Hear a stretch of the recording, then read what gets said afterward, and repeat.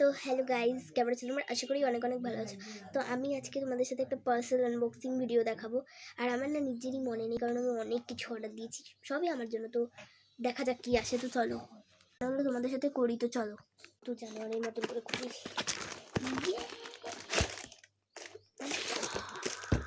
Pencil box এসেছে। দাঁড়াও, একটা জিনিস তোমাদের দেখাই। নর্মাল পেন্সিল বক্স নয়, মানে নর্মাল নয়, এটা পেন্সিল বক্সটা স্মার্ট পেন্সিল বক্স। তো চলো দেখাই তোমাদেরকে। তো ফার্স্টেই এখানে আছে কম্পাস, এখান দিয়ে এখানে ইরেজার রাখার বক্স, এখানে কল বেরাবে। তো অনেকগুলো দেখাচ্ছি, দাঁড়াও দেওয়া। তো চলো দেখাই, খুলবো। তো খুলি, চলো গাইস।